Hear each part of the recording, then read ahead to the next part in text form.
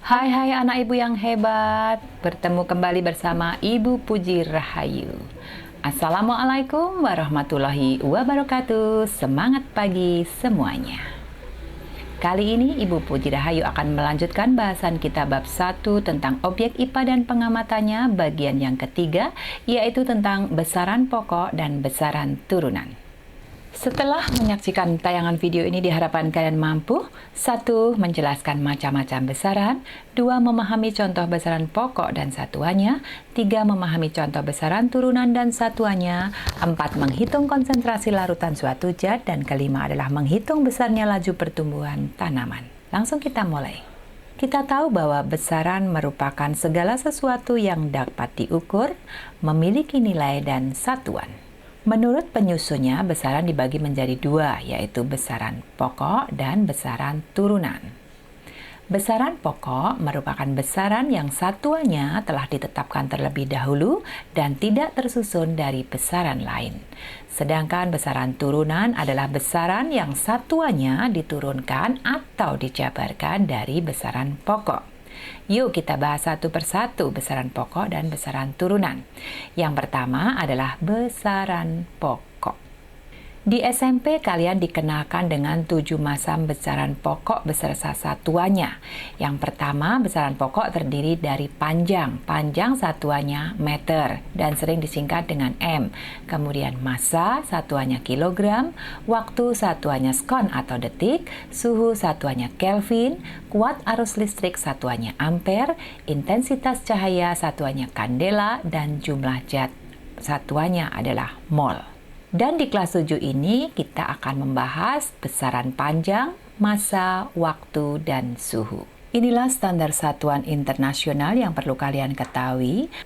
Yang pertama adalah besaran panjang, di mana definisi satuan standar atau baku untuk 1 meter itu adalah sebagai berikut. 1 meter itu jarak yang ditempuh cahaya dalam ruang hampa selama 1/299.792.458 detik. Kemudian yang kedua adalah besaran massa. Definisinya adalah bahwa 1 kg itu setara dengan massa silinder platina iridium yang disimpan di International Bureau of Weight and Measures di Sèvres, Paris, Prancis. 1 kg itu juga bisa setara dengan 1 liter air murni pada saat suhunya 4 derajat Celcius. Dan yang ketiga adalah besaran waktu, di mana definisi bakunya adalah bahwa 1 skon adalah waktu yang dibutuhkan atom cesium-133 untuk bergetar sebanyak 9.192.631.770 kali. Nah, sekarang adalah berbagai alat ukur besaran pokok. Yang pertama adalah besaran panjang. Besaran panjang dapat diukur dengan mistar atau penggaris yang kalian semua punya di rumah, bahwa penggaris itu memiliki ketelitian 1 mm. Kemudian yang kedua adalah roll meter atau meter kelos atau meteran gulung, ya, itu ketelitiannya adalah 1 cm. Alat ukur panjang yang ketiga adalah jangka sorong dengan ketelitian 0,1 mm. Jangka sorong seperti ini dan berfungsi untuk mengukur diameter, baik diameter luar maupun diameter dalam. Jadi bagian sini untuk mengukur diameter luar dan di atas ini untuk mengukur bagian dalam, ditabung dimasukkan. Nah, ini ada 2 skala, ada skala utama dan yang di tengah ini adalah skala nonius. Nanti kalian di SMA akan dipelajari lebih lanjut bagaimana cara membaca jangka sorong. Berikutnya adalah mikrometer sekrup. Alat ukur panjang yang paling teliti adalah mikrometer sekrup karena memiliki ketelitian 0,001 mm. Inilah gambar dari mikrometer sekrup. Mikrometer sekrup berguna untuk mengukur ketebalan benda yang tipis. Misalnya kita ingin mengetahui ketebalan uang logam, itu paling tepat dengan menggunakan mikrometer sekrup. Berikutnya adalah alat ukur massa. Alat ukur massa itu namanya neraca atau timbangan. neraca atau timbangan itu ada bermacam-macam ya. Ada neraca Ohaus ya, ini biasanya ada di laboratorium sekolah. Kemudian ada neraca analog, ada neraca dua lengan, ini biasanya ada di toko emas ya. Kemudian juga ada neraca duduk atau timbangan duduk atau neraca mekanik meja ya. Ini yang ada di warung-warung. Dan ada juga yang mudah timbangan atau neraca digital. Itulah alat-alat ukur massa. Kemudian besaran yang ketiga adalah waktu. Waktu dapat diukur dengan bermacam-macam alat. Misalnya stopwatch, kemudian ada jam dinding, ada jam tangan, bahkan kalender itu juga termasuk alat ukur waktu. Itulah macam-macam besaran pokok dan alat ukurnya. Sekarang kita ke besaran yang kedua, yaitu besaran turunan. Tadi dikatakan bahwa besaran turunan adalah besaran yang satuannya diturunkan dari besaran pokok. Besaran turunan itu banyak ya, sebagai contoh adalah luas. Luas itu dapat dicari dari besaran panjang dan lebarnya. Maka dikatakan bahwa besaran turunan luas berasal dari besaran pokok panjang. Ya, panjang dan lebar itu sama, maka satuannya panjang meter, lebar meter, meter kali meter adalah meter persegi. Begitu juga volume. Volume itu diturunkan dari satuan panjang. Ada panjang kali lebar kali tinggi. Meter kali meter kali meter, maka meter pangkat 3 atau meter kubik. Ada juga massa jenis. Massa jenis bisa dijabarkan dari besaran massa dan besaran volume. Maka satuannya adalah kilogram per meter kubik. Kemudian ada kecepatan. Ada percepatan, ada konsentrasi larutan, ada laju pertumbuhan, ada usaha, ada gaya, ada tekanan. Nah, inilah contoh-contoh dari besaran turunan. Nah, bagaimana dengan alat ukur besaran turunan? Tentunya tidak jauh berbeda dengan alat ukur besaran pokok. Namun bagaimana ketika kita harus mengukur volume benda yang bentuknya tidak teratur? Nah, kalau bentuk benda itu teratur, kita bisa mencari volumenya dengan mudah, yaitu dengan rumus. Misalnya diketahui panjang balok itu 10 cm, kemudian lebarnya 6 cm, tingginya 8 cm. Nah, di sini kita akan mudah untuk mencari volumenya, karena kita semua tahu bahwa volume daripada balok itu adalah panjang kali lebar kali tinggi. Berarti 10 cm kali 6 cm kali 8 cm. Nah, ada 480 cm kali cm kali cm, maka di sini cm pangkat 3 atau cm kubik. Lalu bagaimana bila bendanya itu tidak teratur? Nah, kita lihat di sini apabila ada benda yang volumenya tidak teratur seperti batu misalnya, maka kita bisa menggunakan alat yang disebut dengan gelas ukur. Ya, gelas ukur itu seperti ini. Kita ambil contoh, misalnya ini ada gelas ukur sudah terisi oleh air. Lalu kita baca tinggi air ini berapa, ya. Ambil contoh aja tinggi air 30 mm. Nah, kemudian kita ambil batu yang akan kita ukur, kemudian kita ikatkan pada tali yang sangat ringan, kemudian batu itu segera kita masukkan ke dalam gelas ukur. Apa yang terjadi? Pastinya permukaan air ini akan naik. Nah, kita baca yang kedua, tadi sebelum dimasukkan batu 30. Nah, setelah naik, ternyata permukaannya menjadi 50 ml misalnya. Nah, jadi di sini kita mengetahui bahwa volume awal air tadi tingginya adalah 30 ml, kemudian volume akhirnya menjadi 50 ml. Oh, jadi kalau begitu, volume batu atau volume benda ini adalah volume akhir dikurangi volume awal. Tinggal masukkan bilangannya, 50 ml dikurangi 30 ml. Ada 20 ml. Jadi volume batu adalah 20 ml. Itu cara mengukur volume benda yang bentuknya tidak teratur.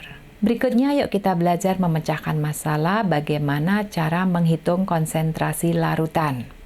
Ini adalah salah satu contoh besaran turunan. Konsentrasi larutan adalah besaran yang menunjukkan kepekatan suatu larutan melalui perbandingan antara pelarut dan zat yang terlarut. Contohnya misalnya kita membuat larutan gula. Jadi jika zat terlarutnya banyak, maka larutan yang dibentuk memiliki konsentrasi yang tinggi atau memiliki kepekatan yang tinggi. Jadi kalau kalian mencampur gula dengan air 1 gelas, semakin banyak gula yang kalian campur, maka larutan itu akan semakin pekat. Itu namanya konsentrasi larutan. Konsentrasi larutan dapat dihitung dengan rumus, yaitu K, massa terlarut itu berapa, dicari, kemudian dibagi dengan volume pelarutnya. Kita ambil contoh sekarang. Lintang melarutkan 10 gram gula ke dalam 200 ml air. Berapa konsentrasi larutan gula yang terbentuk? Dalam menjawab pertanyaan IPA, biasakan dengan menjawab yang benar dengan cara diketahui dulu. Jadi setelah kita membaca, kita akan tahu apa sih yang kita ketahui. Di sini ada melarutkan 10 gram. Berarti kalau yang satuannya gram pasti massa dong. Berarti di sini massa yang terlarut itu 10 gram. Kemudian ada di sini 200 ml air, berarti itu volume pelarutnya. Ini bisa disingkat M, ini bisa disingkat V ya. Nah, sudah tidak ada lagi yang diketahui, maka apa yang ditanyakan soal? Oh, yang ditanyakan soal adalah konsentrasi larutan. Lalu kita jawab. Dan kita tahu bahwa rumus konsentrasi larutan tadi adalah massa terlarut dibagi dengan volume pelarut. Nah, sudah kita tinggal lihat di sini bahwa massa pelarutnya berapa? 10 gram. Kemudian volume pelarutnya berapa? 200 gram. Nah, jadi konsentrasi larutan 10 gram dibagi 200 ml. Ada berapa? Ya, ada 0,05 gram per mililiter. Jadi satuan di sini itu sesuai di sini. Gram per mililiter. Jadi Lintang sudah melarutkan gula dengan air, mendapatkan angka konsentrasi larutan 0,05 gram per mililiter. Pemecahan masalah yang kedua adalah menghitung laju pertumbuhan tanaman. Jadi besaran panjang dan waktu itu dapat untuk menentukan pertumbuhan tanaman.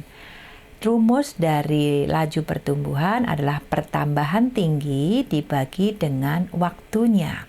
Pertambahan tinggi nanti bisa dicari dari tinggi akhir dikurangi tinggi awal. Kita lihat contoh soal berikut ini. Pada awalnya Joko mengukur tinggi tanaman jagungnya 20 mm. Dalam waktu 10 hari tinggi pohon jagung menjadi 60 mm. Hitung laju pertumbuhan pohon jagung tersebut. Cara mengerjakannya sama. Setelah kita membaca soal, maka kita tulis diketahui. Ya, diketahui apa? Di sini adalah tanaman tinggi awalnya adalah 20 mm. Kemudian tinggi akhirnya 60 mm. Nah, dari tinggi awal dan tinggi akhir ini kita bisa ambil pertambahan tingginya. Tinggi akhir dikurangi tinggi awal. Jadi 60 dikurangi 20 mm sama dengan 40 mm. Yang diketahui berikutnya adalah selang waktunya, yaitu 10 hari. Lalu apa yang ditanyakan oleh soal, yaitu laju pertumbuhan. Masukkan saja langsung rumusnya dengan menjawab laju pertumbuhan itu sama dengan pertambahan tinggi dibagi selang waktu. Kita tinggal masukkan bilangan yang di sini ya. Pertambahan tingginya tadi berapa? 40 mm, kemudian selang waktunya adalah 10 hari. Jadi 40 mm per 10 hari. Nah, jadi sama dengan 4 mm per hari. Artinya apa? Bahwa tanaman jagung Joko memiliki laju pertumbuhan 4 mm setiap harinya. Nah, inilah contoh cara menghitung laju pertumbuhan tanaman. Oh ya anak-anak, perlu diketahui juga bahwa besaran menurut nilai dan arahnya itu ada dua macam.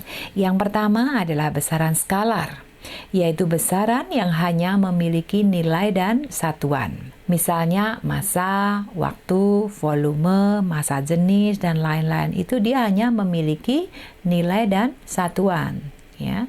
Kemudian yang kedua adalah besaran vektor. Besaran vektor adalah besaran yang selain memiliki satuan dan nilai, dia juga memiliki arah. Contohnya gaya.